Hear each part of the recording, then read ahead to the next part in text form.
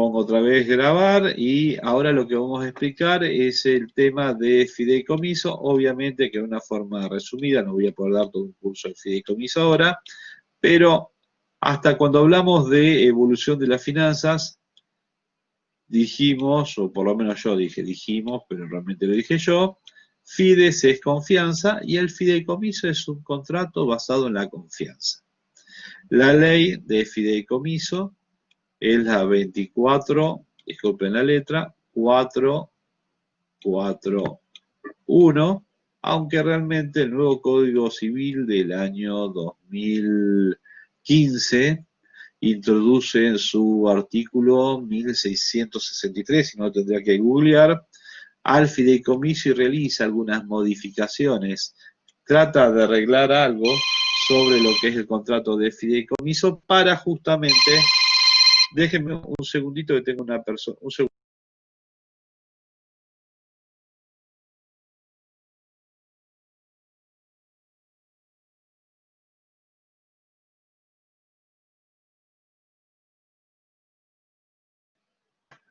Disculpen, tengo una persona que viene de otro lugar y que me tenía que avisar un poco antes que venía.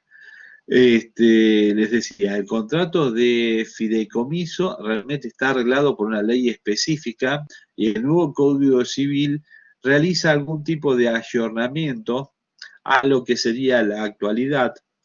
En esencia, cambia un poco lo que es la definición, a pesar de que la estructura del fideicomiso es exactamente lo mismo, solamente que cambia desde una figura jurídica a lo que sería un contrato. Es meterme más en un cierto detalle en lo que sería lo jurídico del fideicomiso.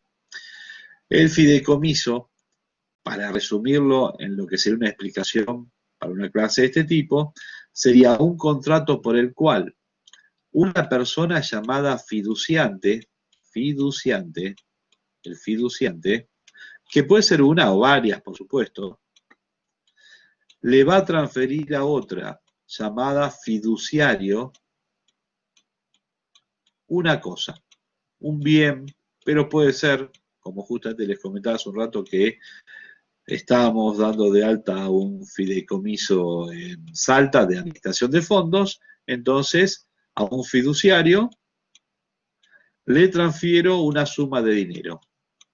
Una persona no, N personas, un grupo de personas. Los fiduciantes le transfieren a un fiduciario una suma de dinero. ¿Para qué? Ahí se le pone un objeto. Es el clásico fideicomiso de construcción en todo caso. Ayer les explicaba justamente a quien me llamaba desde ahí, diciéndole, piénsenlo como un fideicomiso de construcción, para que lo interpreten de esa manera. Esta gente le da una suma de dinero a una constructora o a alguien que después subcontrata a una constructora para que levante un edificio con esa suma de dinero. Bueno, acá el objeto es comprar acciones, bonos, esto y lo otro, dentro de un cierto plazo, en una cierta plaza, etcétera, etcétera. Pero es exactamente lo mismo. Si hay algún tipo de beneficio o utilidades durante la vida del fideicomiso, estos van a ir a los beneficiarios, que no necesariamente son los fiduciarios.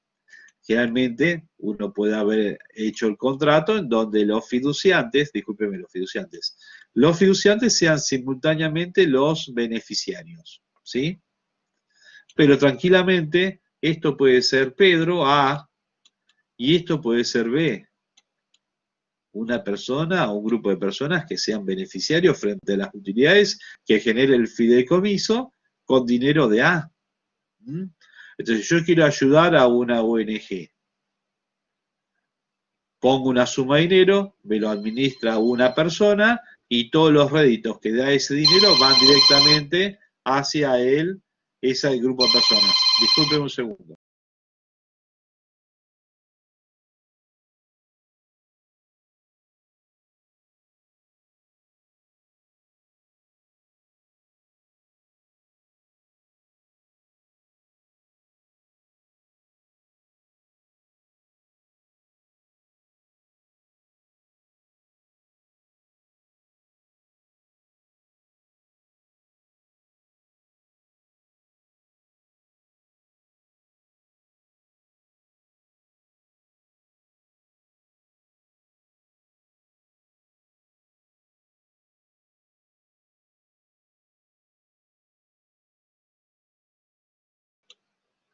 Discúlpenme, pero era una persona que viene de otra localidad y le avisé que hasta las 10 no podía pasar a buscar una mercadería.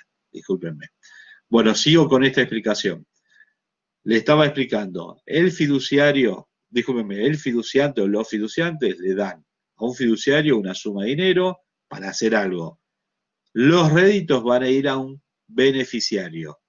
Ahora, lo que quede del fideicomiso al final, ya no los réditos, sino ese bien fideicomitido, ejemplo, el capital o el capital más ganancias, que ya no fueron a los beneficiarios, van a ir a otra figura que se llama fideicomisario. Fideicomisario. ¿Sí? Puede ser uno o varias personas. Este es el que se queda con los bienes fideicomitidos al final. Entonces, pusimos dinero para levantar un edificio. El fiduciario no puede usar ese dinero para irse de vacaciones, tiene que levantar el edificio. Seguramente acá la figura de beneficiario no va a existir porque hay que levantar el edificio, muchas vueltas no hay. No va a haber más que un beneficiario fideicomisario que van a ser aquellos que se quedan con las unidades al final de la construcción del edificio. Y ahí tengo el clásico fideicomiso de construcción. Quizás este es A, este es A, en el caso del edificio, y este es A. Pone el dinero y se queda con uno con el cuarto A, el otro con el cuarto B, el otro con el séptimo, otro se queda con 3 pisos, cada uno con lo suyo. Puedo hacerlo para, esto lo hizo, para darles una idea, había un fideicomiso Boca, donde lo que hicieron es aportar dinero para que los administren y se compren pases de jugadores. Y mientras que, no, disculpen, Boca era un fondo cerrado, me equivoqué. Pero bueno, si hubiese sido un fideicomiso, hubiese sido que los réditos que daban por los compra y venta de pases de jugadores mientras que vivía el fideicomiso, se los llevaban los denominados beneficiarios y al final del fideicomiso, póngale que lo hacían a 5 años, se vendían todos los pases, se liquidaba el fideicomiso y se dividía, de acuerdo a lo que habían participado originalmente los distintos fiduciantes, se llevaban la plata en forma de distribución en la liquidación del fideicomiso. El fiduciario lo único que hizo fue siempre administrar ese capital que le habían dado y que se había transformado en pases de jugadores. Es el que elegía qué comprar, qué vender, a cuánto, esto y lo otro, ¿sí? Por eso digo, y lo tomé con el caso de Boca, nada más que Boca lo hizo con un fondo común de inversión cerrado, pero para darles una idea más allá del clásico fideicomiso de construcción, alguno que esté vinculado con el agro, esto puede ser también un pool de siembra. ¿Qué es un pool de siembra? Un grupo de personas que no saben mucho del campo, no saben ni cómo es un poroto de soja, como yo, pero confiamos en un amigo que es veterinario o que se dedica a arrendar campos y a plantar algo que se llama soja, trigo, ni sé diferenciar uno del otro, pero resulta que el tipo sabe de ir a Pergamino, de ir a Las Rosas, de ir por acá, por allá y también a Santiago del Estero, donde sea. Resulta que el tipo arrenda, no sé cómo hace, pero genera esos productos, los vende y resulta que cada 6 meses nos distribuye como beneficiarios algo de utilidades. Y el contrato lo hicimos a 3 años y la masa de plata resultante dentro de 3 años, más allá de los distribuyó como beneficios, es lo que nos va a decir, che, ¿quieren participar en otro fideicomiso o te lo llevas a tu casa? Y terminamos de manejar, ¿qué cosa? Un pool de siembra. Soy Globopapel o papel, algo así, que tenía un montón de plata propia metido y al mismo tiempo administraban inversiones en distintos campos, arrendando y produciendo por encima de sus propias posibilidades. ¿Con qué? Con plata de muchos inversores que invierten en forma de fideicomiso y así tienen un montón de ejemplos que podríamos ir enumerando de fideicomisos en donde un fideicomiso que quizás todos conozcan el lugar, no quizás que se lo intentó desarrollar por medio de un fideicomiso, solo que lo agarró la crisis del año 2001, fue el caso de Nordelta. Creo que el grueso debe conocer que existe Nordelta. un conjunto de countries que realmente son todo un solo desarrollo inmobiliario de Constantini, junto con el que era el dueño original del campo. El tipo tiene que sobrevolar la zona norte de Buenos Aires, eh, y de golpe ve toda una zona muy amplia donde ve máquinas con pozos, esto, lo otro, y dice, che, voy a averiguar de quién es todo esto. Esta zona, contacta a quién es el dueño y le propone él hacer todo un desarrollo inmobiliario en una zona que era propiedad de alguien que tenía máquinas y que, no digo, cuando las tenía inactivas, estaba haciendo canales, esto y lo otro, y él lo vio como un gran desarrollo inmobiliario. ¿Qué dice? Necesitamos 200 millones de dólares.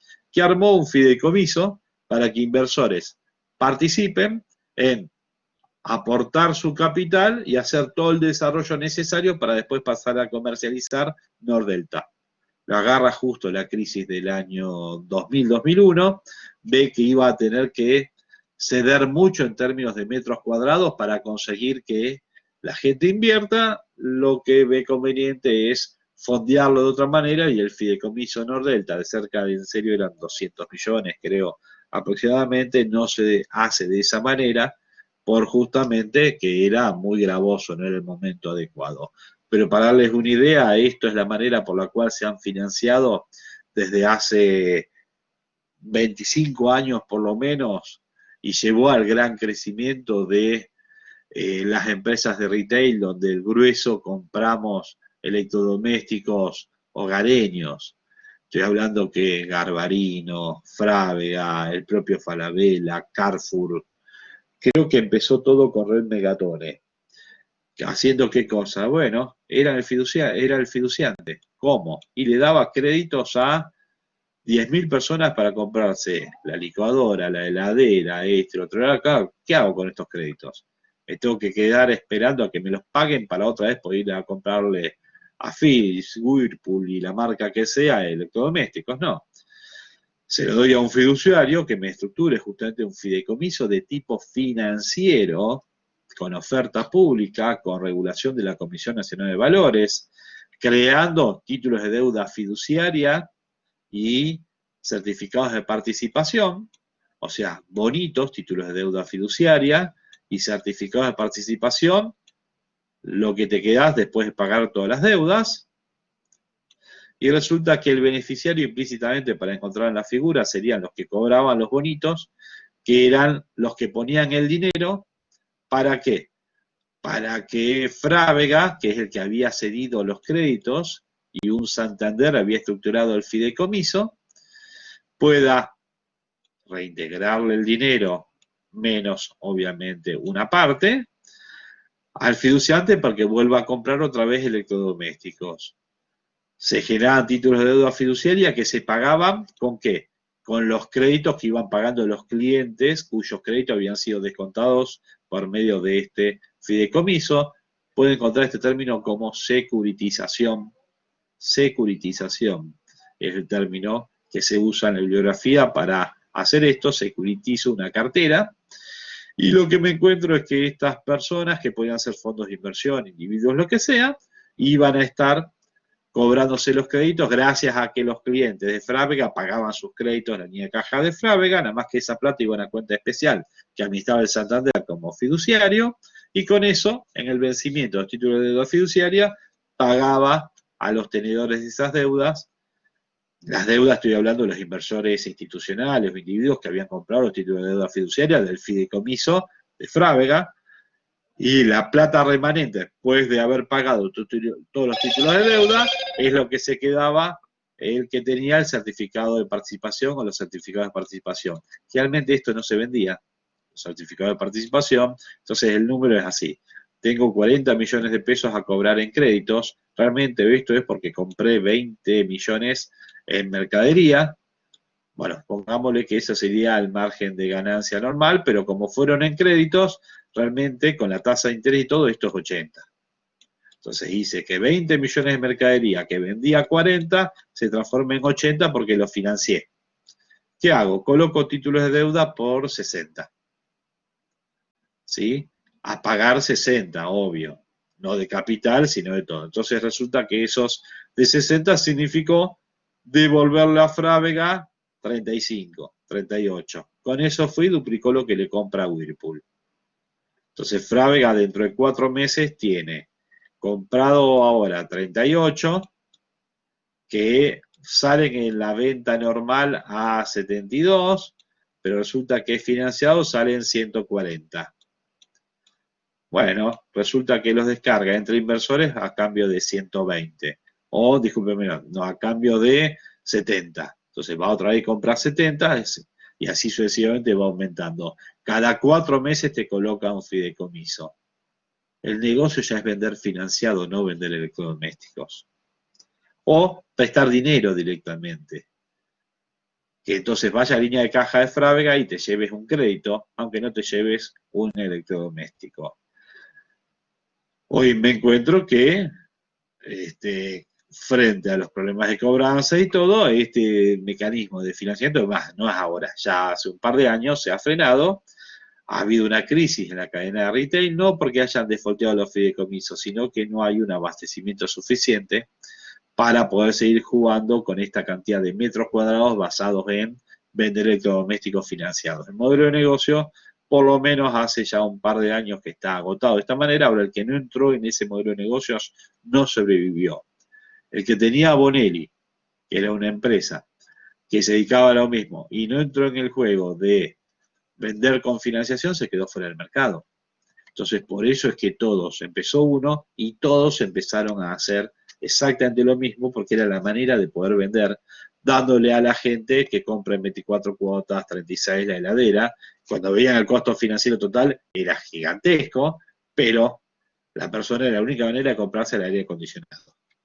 Entonces el negocio pasó a ser un super negocio financiero y todas estas empresas crecieron muchísimo. Y es otra aplicación del fideicomiso. ¿Preguntas? ¿Alguna pregunta sobre este tema? ¿Se entendió en esencia qué es el fideicomiso? Profe, ¿puede ser que están también los fideicomisos ciegos, que no se tocan cuando se arman, algo así? Es lo que se hizo, por ejemplo, con Macri. Sí, me Es acordaba. la aplicación de la misma estructura. Imagínate que vos sos una persona que se llama políticamente expuesta. Hoy abrís una cuenta en cualquier lugar y una de las preguntas que está obligada a hacerte la entidad financiera es si sos una persona políticamente expuesta. Lo haces online y te lo pregunta también. ¿Pertenece o no a ese grupo de personas que son políticamente expuestas? Perfecto. Llegás al cargo de presidente. ¿Podés seguir administrando tus empresas siendo presidente de un país? No, Éticamente no y objetivamente tampoco, porque podés estar beneficiando a tus empresas con tus propias decisiones. Da mucho, cuando estás en una situación de poder como esa, de beneficiarte a vos mismo.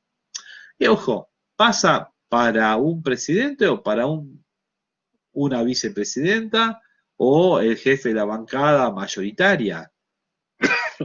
Si a mí me usurpan una casa, me paso 3 años tratando de que me la desocupen. Si soy yo una persona con mucho poder que está en la esfera pública, política, consigo no solo que me la desocupen en 24 horas, sino que además el Estado me cubra los daños que sufrí porque me usurparon el lugar. Y eso ha sido noticia hace poco tiempo. Entonces lo que me voy a encontrar es que lo normal es que si yo soy la vicepresidenta de Argentina, el presidente, lo que sea, no esté por otro lado haciendo un juicio de desalojo a un inquilino y me esté ocupando, por un lado, de la ley de humedales, el aborto y no sé qué, y el presupuesto de Argentina, y por otro lado, de desalojar en Puerto Madero a gente que me ocupó una propiedad.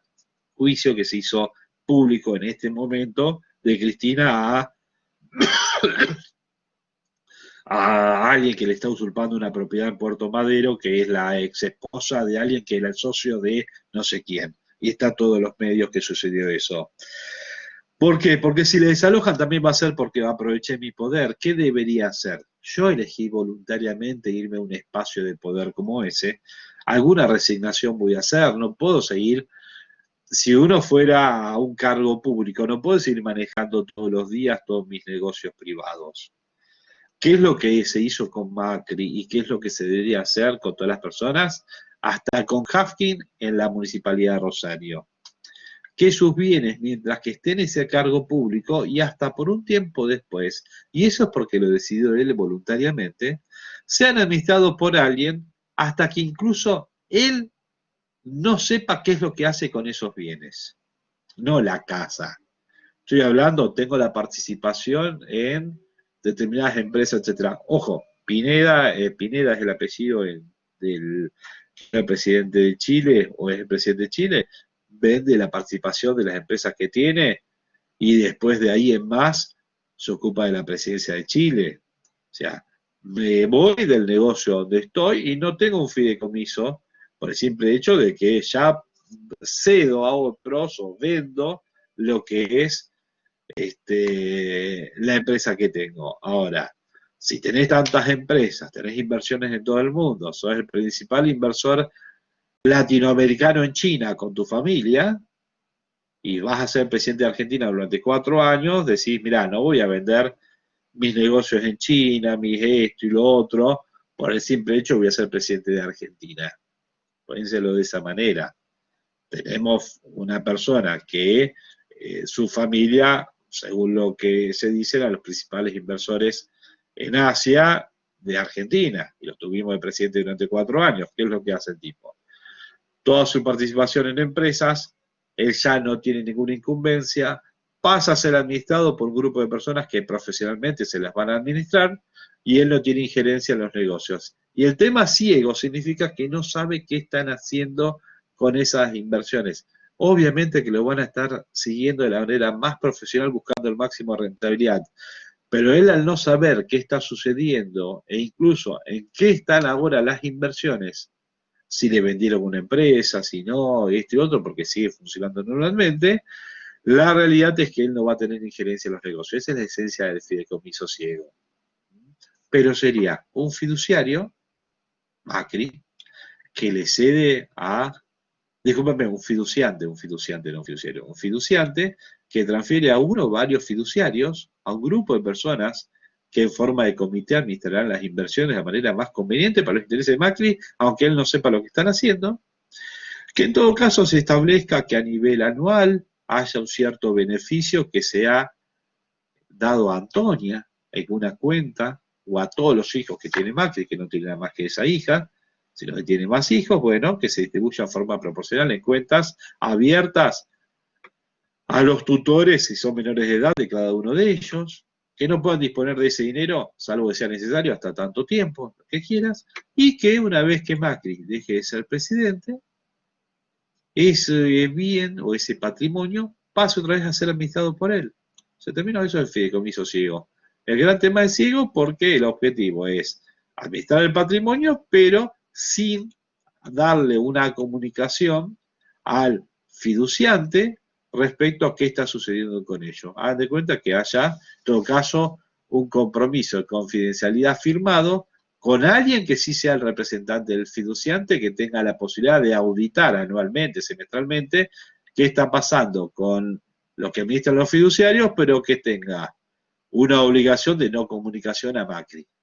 Hasta puede ser un auditor designado por el propio contrato y que sea una empresa de auditoría, tomémosla nacional o internacional, pero entonces designo hasta un estudio contable o jurídico que actúen como auditores en representación de los intereses del fiduciante, a pesar de que tienen un compromiso de confidencialidad que implique que no puedo relevar ni siquiera su función, y por otro lado, que no va a haber una comunicación, más allá de que velen por los intereses del fiduciante, pero que no comuniquen al mismo qué es lo que está sucediendo. Punto.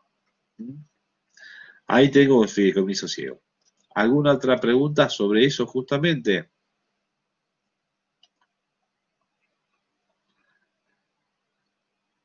Bueno, si no hay otra pregunta sobre fideicomiso, lo que me gustaría hacer una diferencia, porque así lo allano un poquitito algún detalle, y es, el fideicomiso, yo hice una referencia a eso, más allá de la estructura básica que va a ser la misma puede haber alguna variante, pero dentro de los nombres son los mismos. El fideicomiso puede ser ordinario o financiero. Esta sería la gran diferencia. El financiero es con oferta pública. Oferta pública. O sea que dentro del régimen de oferta pública de la Comisión Nacional de Valores. ¿Por qué? ¿Cuál es la gran diferencia? Entonces, que se haga oferta pública del mismo, no si maneja o no plata. Si el que sea financiero y que lo lleve a la oferta pública, es que, por ejemplo, sus títulos de deuda fiduciarias luego van a ser ofrecidos públicamente para que inversores los suscriban en el mercado de capitales. Y ahí, como fideicomisos financieros, todos los fideicomisos de Frávega, Garbarino, etcétera, pero también el de el diario La Nación cuando salió a financiar su edificio inteligente hace como 15 años atrás o 20. ¿Sí? El ordinario es algo que hacemos, lo registramos, obviamente el contrato va a tener su quit inscripto en la historia del que les dije que estaba creando ahora, ya he creado otros en el pasado, y la realidad es que es de oferta privada. Nadie va a recibir un email diciéndole, che, ¿querés suscribir este fideicomiso? No, que entre la esfera a lo privado. Habrá gente, sí, que suscribirá ese fideicomiso, va a tener su vida, su estado contable, sus ganancias, sus pérdidas, lo que sea, pero en todo caso es una persona jurídica totalmente privada, lo cual, PJ quedó, lo cual significa que en todo caso los números lo conocerá la FIP. ¿Sí? Y quedará dentro del margen de los impuestos que hay que pagar. Y acá surge una diferencia importante. El fideicomiso ordinario en términos tributarios es lo mismo que si hubiese hecho una SRL. En el sentido que se va a pagar por los créditos y débitos el impuesto al cheque, por ejemplo. Si son para inversiones financieras, no, pero eso tampoco pasaría si estoy hablando de un individuo o una empresa que deposita una cuenta para suscribir un fondo común de inversión. Pero el impuesto a los créditos y débitos, por ejemplo, los debería pagar para todo movimiento que no sea un movimiento vinculado con el mercado de capitales. Si después este dinero, créditos y débitos, es utilizado para comprar acciones y bonos, todos los movimientos en las cuentas que están vinculados con inversiones financieras no llevan el impuesto al crédito y débito. Si hay intereses porque se dan préstamos, pagaría el IVA sobre intereses. Si hay un título de deuda fiduciaria que se generara a partir de esto, pagaría IVA sobre intereses. Se paga impuesto a las ganancias. Por las ganancias, por ejemplo, si esto fuera una construcción y hay ganancias, se pagaría impuesto a las ganancias. ¿Sí? ¿Por qué hago esta aclaración? Porque todos estos impuestos no se pagan si si el fideicomiso es un fideicomiso financiero con oferta pública aprobado por la CNP. Es una diferencia importante en términos tributarios. ¿Para qué? Para incentivar el mercado de capitales. Entonces, así como todos estos impuestos los debo pagar en un fideicomiso ordinario, en las actividades que corresponden, pero al mismo nivel que si fuera una persona física o una persona jurídica, en el caso de un fideicomiso de oferta pública, lo que voy a encontrar es que no se paga IVA, no se paga ganancias por las utilidades obtenidas del mismo, ni tampoco se paga impuesto de créditos y débitos. ¿Sí?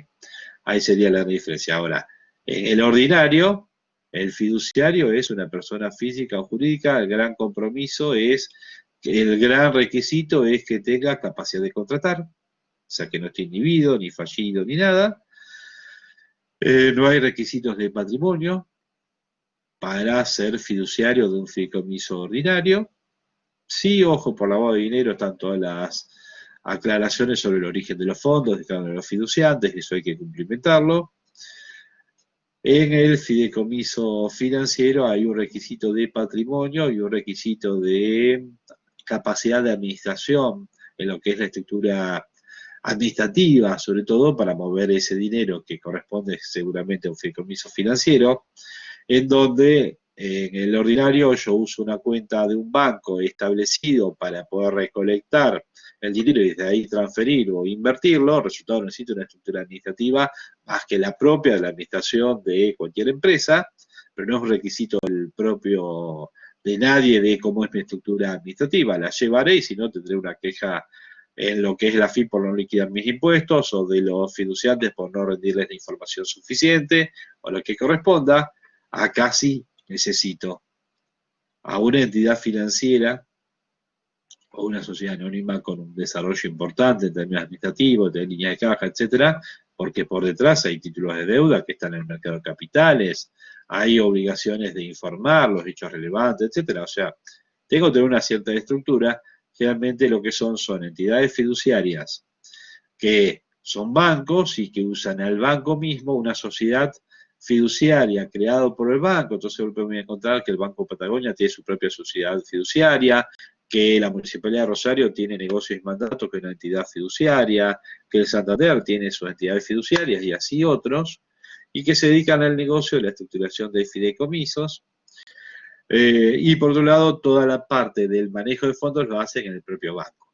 Y con eso cumple los requisitos de la CNB de tener la estructura administrativa, el expertise en la gestión y al mismo tiempo, llamémosle, la estructura financiera en sí para que se puedan hacer todo el movimiento de fondos que requiere el funcionamiento del propio fideicomiso.